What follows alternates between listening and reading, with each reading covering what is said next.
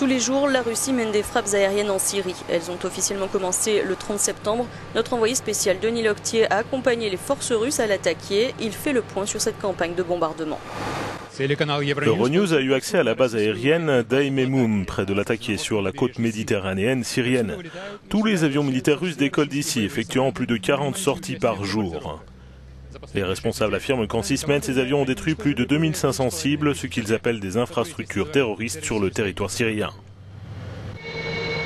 Les avions de guerre russes apportent un soutien aérien aux offensives terrestres menées par l'armée syrienne et les milices chiites étrangères, notamment irakiennes, iraniennes et du Hezbollah libanais. Les forces russes affirment coopérer aussi maintenant avec l'opposition syrienne qui leur fournit des renseignements. Ces 2 derniers jours, cela aurait permis de repousser des militants islamiques dans plusieurs provinces clés et de briser le blocus d'une base tenue par État islamique depuis près de 2 ans.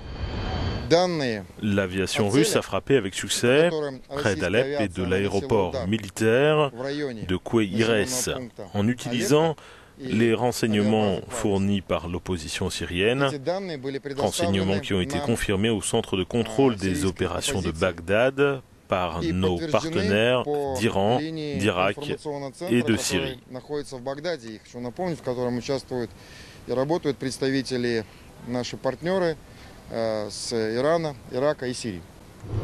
De sources officielles russes, les frappes aériennes se concentrent sur les provinces d'Alep, Damas, Idlib, Latakia, Raqqa, Hama et Homs.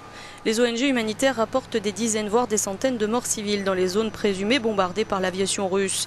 Les militaires rejettent ces allégations en disant qu'elles manquent de preuves et arguent qu'ils ne peuvent manquer leur cible. Tous nos avions basés à Aïmemoum et prenant part aux batailles sont équipés avec des systèmes de ciblage sophistiqués, ce qui nous permet de frapper précisément les infrastructures terroristes depuis une altitude de plus de 5000 mètres.